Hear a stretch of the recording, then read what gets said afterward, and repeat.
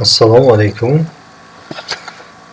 дӯстони гиромӣ, бародару хоҳарони азиз, инак дарси сеюмро дар бораи Денис Буғатиро оғоз мекунем.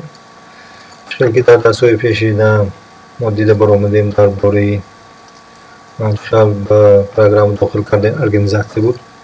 яъне организатсияи мо ба мисоли ромашка инро мо дар дарси пешина дида баромадем. боз дар дарси пешина дида баромадем чӣ хел контрагентро даровардан. инро ҳам дида бароварда будем саздат ҳамашро.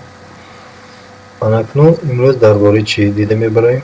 дар бораи номенклатура. номенклатура чист? номенклатура ин номгӯи маҳсулот барои фурӯши чӣ компания. номенклатура шуда метавонад 10-20 номгӯ, 100 номгӯ, 500 номгӯ, 1000 номгӯ вобаста ба иқтидори корхона, чӣ қадар корхона иқтидораш бақувват бошад, ҳамон қадар номенклатураи чӣ зиёд шуда рафтан мегирад. фақат барои навистанаш вақти зиёдро чӣ талаб мекунад, агар номгӯи номенклатура чӣ бисёр бошад. акнун бисёри корхонаҳое ҳастанд ки ба фурӯши маводҳои хӯрока машғуланд. баъзе корхонаҳо ҳастанд ки ба фурӯши молҳои сохтмонӣ машғуланд. баъзе корхонаҳо ҳастанд ки барои фурӯши молҳои цифравӣ, яъне молҳои техникӣ машғул ҳастанд. барои ҳамин ман се намуди молҳоро барои шумо нишон медиҳам. албатта аз ин се намуд шумо хулоса бароварда барои корхонаи худ ҳамин пур кардани номенклатура, яъне ба программа дохил намудани номгӯи маҳсулотро чӣ ёд мегиред. бинобар ин программаи худро аз компютери худ бимавасита сар диҳед. он чӣ ки ман ба шумо нишон медиҳам пай дар пай шумо низ такрор кунед. дар ҷое ки нафаҳмидед ба солти стоп гузоред, баъз такрор кунед, баъз чӣ омӯзиши программа осон мегардад. номенклатура ҳам инчунин як чӣ нозикии худро дорад. дар вақти даровардани номгӯи маҳсулот шумо ба ҳар як маҳсулот ё товар гуфти рӯсӣ кати, яъне хосияти фарқкунандаш доро бошад. яъне вақте ки шумо ба хотири программа барнома як номгӯи маҳсулотро медоред, ҳамун номгӯи маҳсулот аз дигар маҳсулот як бо ном бо ягон хусусият чӣ фарқ кунад. барои мисол ман дар як сурат таъриф кардам ки дар ин сурат барои шумо чӣ ҳаминро мефаҳмонам. фарз кардем як компания машғул аст барои фурӯши молҳои техникии хонагӣ. фарз кардем телевизор мефурӯшад, видеомагнитофон, мошинаҳои ҷумшӯӣ, дарзмол, тефал, ҳамин чизҳоро мефурӯшад. мо дар мисоли як оддӣ маҳсулоти вай инро дида мебурем. фарз кардем телевизор Samsung. мо имрӯз ба хотираи чӣ Денис Буғатиро медароварда гастем. чӣ ҳашро дар бар мегирем? хосияти фарқкунандагии ҳамин товар. яъне фарз кардем ин телевизор Samsung, телевизор номи компания ки ин телевизорро истеҳсол кардааст, ин ки ҳар кадом компания Samsung, истеҳсоли кадом давлат аст, Корея, размери диагоналаш чанд аст, 32 дюйм, качествои экран, яъне сифати экранаш чӣ аст, Full HD, дорои чӣ хел разъёмҳо дорад, дорои разъёми USB, разъёми HDMI дорад, дорои чӣ аст, тунер аст. баробар ин вақте ки шумо сабт мекунед, дохил мекунед ба барнома номгӯи номенклатура маҳсулотро, ҳамин хел номгӯро дароред ки аз як маҳсулот, аз як товар аз дигар товар бо хусусияти худаш чӣ фарқ кунад, яъне аз дигар номгӯш монанд нашавад. вақте ки номгӯш монанд шуд, ҳисоб китоб Денис Буғатиро чӣ хато мешавад. барои ин сахт аҳамият гузоред. фарз кардем мо чӣ мекунем? саздат мекунем. барои ин саздатро зер мекунем. мо материал намефурӯшем, мо фарз кардем чӣ мефурӯшем? товар, маҳсулот. акнун ба мисоли ин телевизор барои хотири ин ҳамин номенклатураро чӣ саздат мекунем. фарз кунем чӣ телевизор Samsung аст, мана даровардем телевизор чӣ Samsung.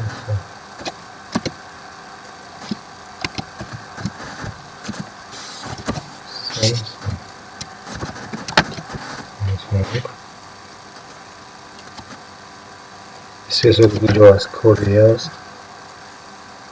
کره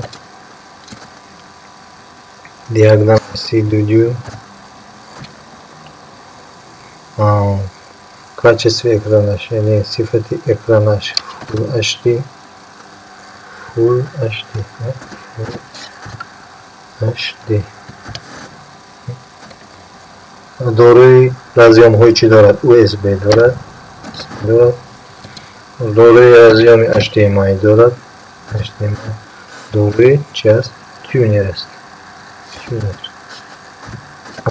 شد این خاصیتی فرق کننده یک نامگوی محصولات ما در آوردیم. این تیک رو زیر میکنیم.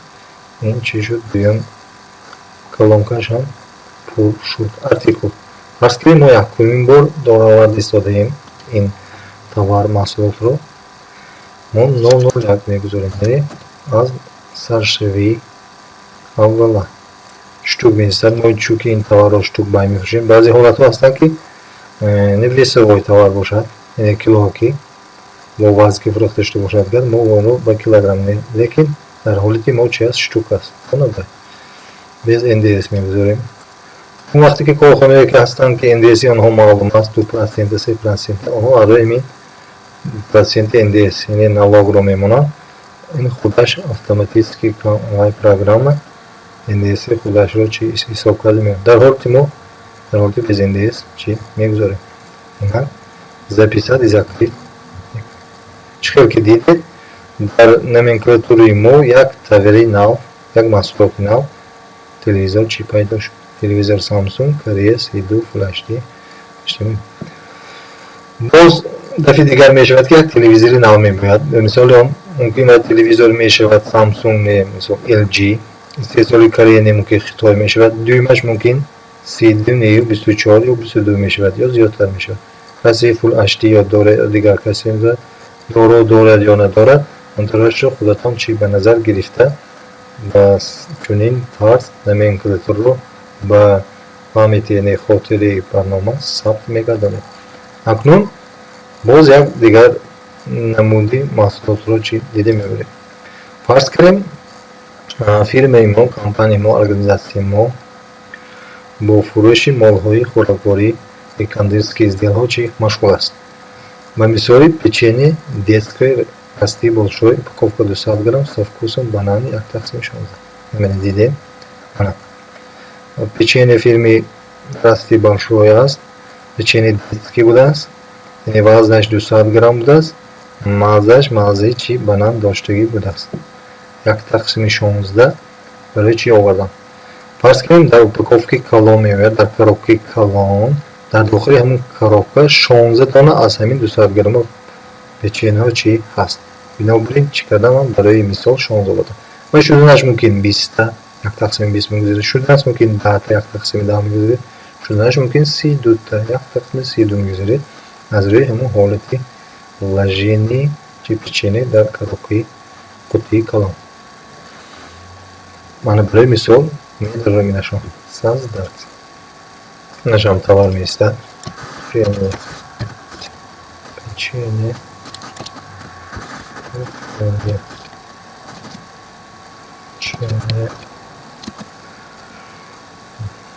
фарқкунандаи чи детское расти большое печенье детское компания расти большое чӣ хусусият фарқкунандагӣ дорад? یعنی 200 گرم است. упаковкаш 200 گرم. برای упаковка پور نیستن شرط نیست. 200 گرم. آنها میفهمند که упаковка کدو کارش. گرم پور نمیزیم گیری میفهمند که چی است گرم است. مثلا بود که خصوصیت دارد. مصرف کردن بنان.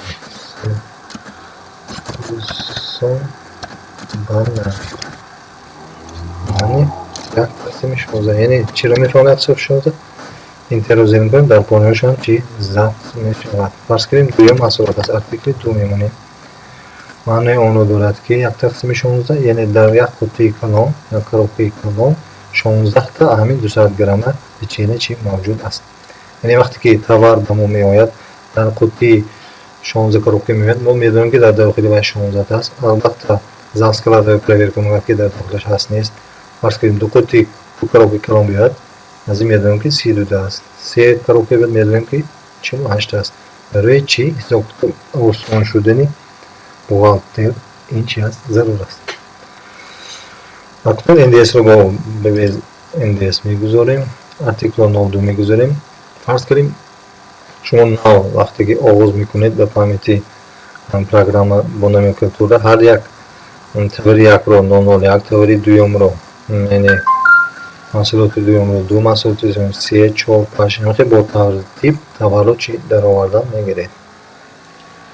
барои шумо чӣ осон мешавад. барои ҳисобкитоб албатта артиклро ифода кардан дуруст аст. бисёр вақт барои чӣ артиклро ифода кардан осон аст дар дарсҳои оянда боз ман чӣ мефаҳмонем. ҳозир фикрро фақат дар бораи сохтани номенклатура.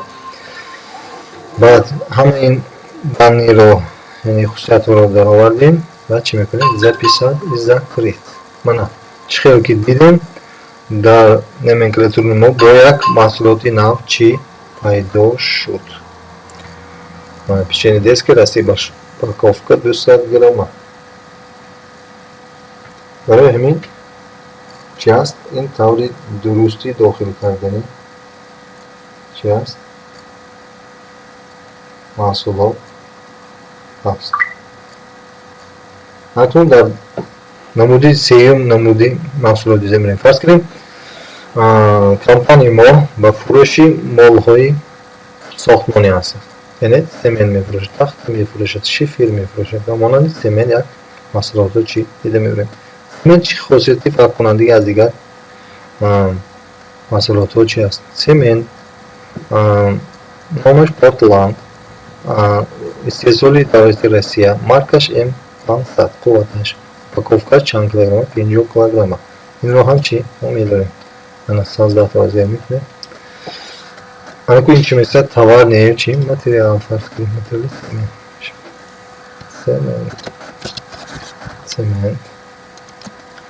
фосфорсандагиш чӣ? портланд, номаш портланд.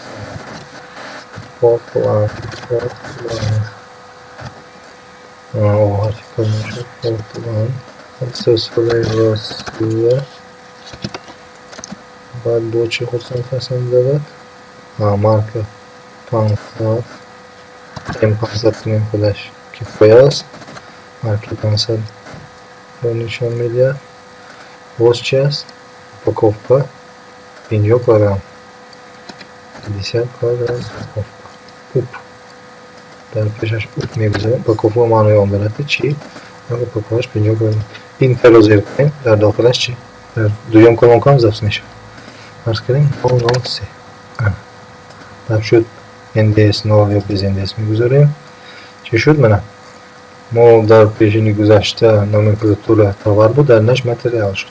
тахта шифер шавад ва чӣ материал мешавад. акнун боз чӣ? записад и закрит. чӣ шуд? боз як тавари нав дар номенклатура чӣ пайдо шуд. бинобар дар вақти нависидани ҳар як маҳсулот номгӯи фарқкунандаи онро нависед. як маҳсулот дигар маҳсулот ки номаш чӣ монанд нашавад. фарз кунем омад як сементики амхел портланд мумкин ва упаковкаи 25 килограмма дорад. фаромӯш накунед ки чиро упаковкаро 25 кунед, чунки ҳисоб-китоб хато шудаш мумкин. мукунем бо телевизор меояд фирми Samsung, ани Корея мешавад.